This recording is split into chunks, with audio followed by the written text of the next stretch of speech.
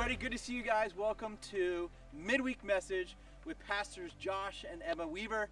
And we're going to have an opportunity for you guys to hear from them in just a second. If you're tuning in, one of the things we've been doing for the last month was we've been just asking the pastoral staff, what have you been learning in this season of quarantine, COVID? Like, what have you been learning? What have you been struggling? What has God been revealing to you? So you're going to have the opportunity to hear from them. And this is going to be our last night for Midweek Message. And so it's been a great time joining you guys as we've done this. And as you can imagine, we're hopefully going to be able to do some other things that we're going to let you guys know about. But for right now, I wanted to give you a heads up that we're going to be celebrating our last Midweek Message with Josh and Emma. We're shutting it down. Yeah, shutting it down.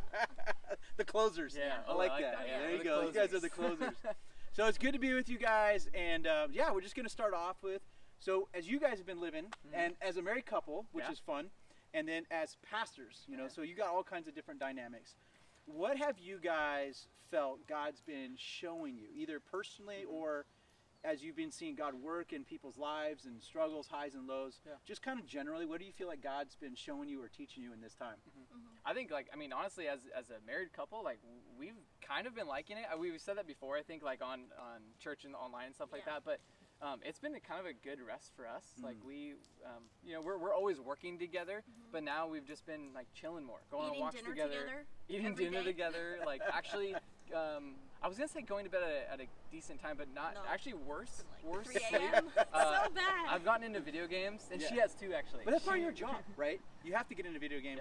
You know, working with teens, you gotta help Paul say become all things to all men. A lot of the teens will actually use me. They're like, Mom, Dad, like, I'm with Pastor Josh though. Don't let me log off yet. And so like I'm totally like used as like there's like more time for video games. But no, like honestly, we've been we've kind of like, we were talking about like what have we been learning? Like what are things that we've been really like that God's been showing us? And I think for me, it's like, what message am I broadcasting? Like what message are we like putting out there in the world? Because a lot is being broadcasted right now. A lot of different sides, like just stuff is being broadcasted.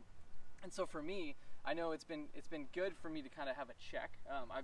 I've broadcasted things maybe I shouldn't have, or maybe I've commented on things I shouldn't have, or there's other things that get broadcasted, and then I've been easily irritated during this time where I usually don't get irritated that often. I'm pretty like mellow, I'm pretty chill, go with the flow. But just during like on the social media time, I've been like, man, like why are they posting that? Like why is everyone such in conflict? And I think it's really for me, it's been like, hey, what message am I broadcasting? Am I broadcasting a message of chaos, of divisiveness, or am I broadcasting a message of hope and of love and of unity? The word unity has been a huge thing on my heart. I love the letter that you and the other pastors broadcasted, right? Like sent out over to the Portland area and the world. But I love that. I love like how you guys have said, okay, let's be unified here. Like let's make a strategic plan, a prayerful plan, and I love that. And but what about you? Yeah, and I think I've been learning, or been attempting to learn more about how to pick what message I'm taking in. Like, what message am I adopting? That's good. And last week in our Ardent Devo video that we post on YouTube, if you want to follow us, GC Ardent, we talked kind of about idolatry and how God isn't just supposed to be like your top priority, but he's actually the priority of everything. Like, he's not just the first, he's everything that there is. And when we were talking about idolatry, it's just anything that you're putting above God. And then the more that I was thinking about that, because I think our natural tendency is to think, okay, I spend a lot more time on Candy Crush than I do reading my Bible app, and so is that an idol? But then I was thinking more like, an idol is just anything that distracts your affection from God. And so kind of similar, I guess, to what Josh was saying, like, if I'm on Facebook and I see a political comment that just sets me off and it distracts me from having Jesus as my main thing, like, no, I'm not like bowing down. I don't like politics, but am I letting that disrupt my relationship with God in a way that is going to distract what I'm letting pour into me? Yeah, because the message that you're viewing is going to be the message that we broadcast. Like, it really is. So what are we viewing the most? And I think it's like how we like think about it. How do you want to be remembered? Like, do you want to be remembered by your opinion, or do you want to be remembered by your love and like the way, your kindness? And so that for me has been something big. I want to be remembered as someone like that is just a loving person, that is kind to the different opinions out there. Like, I don't want to be remembered by an opinion. It doesn't sound that fun. Like, you guys are dropping some big. These are like some big bombs right now. Like some wisdom bombs for us to look at. I mean, so two things that you said, Emma, I love what you talked about, you know, oftentimes I look at, okay, God, where do you fit my priority list? And the fact that I'm even putting God on a list in and of itself shows maybe an issue, right? Of idolatry. Like, we go, okay, God, family, you know, from there. And it's like, the fact that we even put God on a list, like, that he doesn't even deserve to be on a list, right? And I never even thought about it until you just said that. I think that's really profound. And then for you, Josh, to say, like, I don't want to be known for my comments or my statements or some sort of whatever, but like my lifestyle behind that. And I think, like, so as you guys have been learning that, how have you tried to figure that out? Let's do this. How have you guys tried to figure out as a married couple, right? Because you're the first pastors we've actually got to ask as a married couple. Everybody else has been. Sit next to each other. Yeah. Did you guys know you could do that? she told me for the first week we had to social distance time. So how have you guys, like, what does that faith integration, your journey, right? Because we're all individually with God, but as a married couple, we're also one flesh, right? And there's a spiritual union. So how have you guys kind of walked this out where you've grown spiritually as a couple? And, you know, what does that look like for you guys? It's usually me saying, Emma, should I say this or should I do this? And she goes, no, or yes. Honestly, yeah, I mean, just having that conversation, I mean, it is helpful to have, I guess, a spouse or someone that you can like go back to, and then have that like is this wise, is this loving, is this you know, is this a good thing? What is it?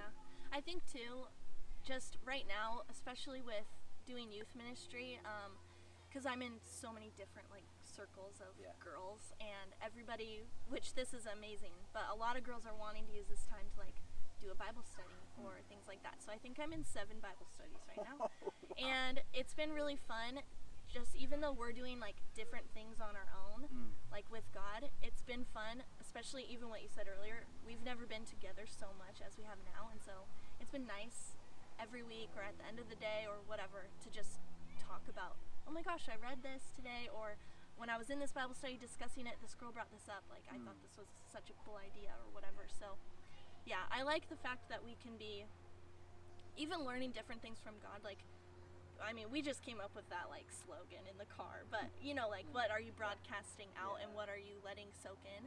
Like, we learned 2 different things from God in the past few weeks, but they kind of also go together. And I think that's a cool, just a fun spiritual like glue that God can give to married couples. It's not like we were like sitting in the same room holding hands praying for hours for God to speak to us. Like, he just did it and then we talked to each other. Yeah, we just kind of like continue to talk. It's funny, like sometimes we'll even sit in the same room and like I'll be on my phone, she'll be on her phone, I'll be listening to a podcast or a message, and her the same way, maybe reading a different article, and we'll literally like sit next to each other and like just share the link to the phone instead of like saying, hey, look at this. Is so funny. Because like she's reading something and then she'll get to it at some point, and we just kind of always are having that like ongoing conversation. Her mom actually always has said, I don't get how you guys can talk so much to each other. Because we work together, and live together. Dating, when we were dating. Yeah. Remember back, because we would spend time like all day together. Yeah. And then I would leave the house. Right. And then I'd go home, and then we'd immediately like call each other on the phone and just like talk. Like,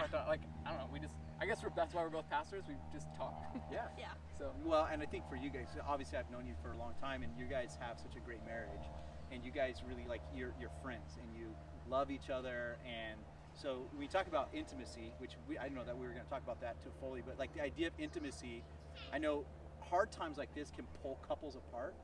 You know, stress always does that, but to realize, like, you know, your social intimacy might be limited with everybody else, but what does that mean? You guys say like we've had more dinners together, so like turning back to one another, your spiritual intimacy, and just the ability like intellectually to connect and talk. So it sounds like this has been a great time for you guys to build intimacy on all those layers, which I think is awesome. It's just giving us more time. Like, we've talked about like a lot of important things.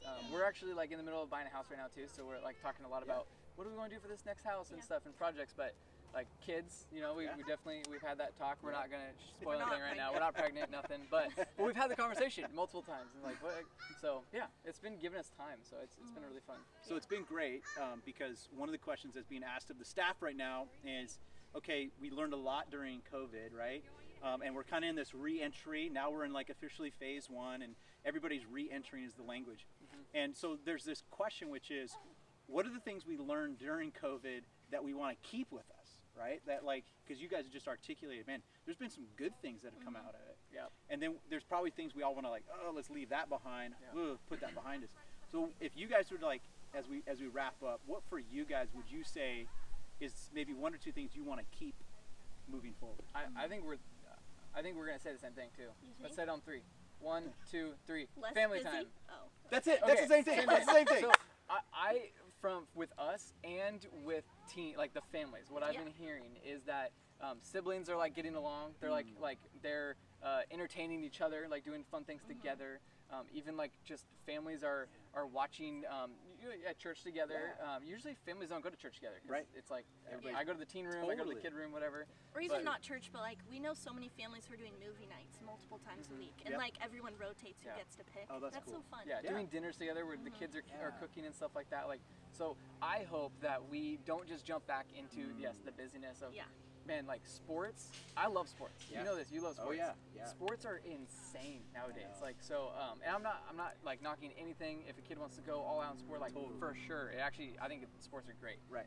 But it's just a lot of time, and so it's a lot of time that you don't get with family or something else. And so I know for us, we want to not just always be going, doing things. Filling schedules just to fill them. Yeah.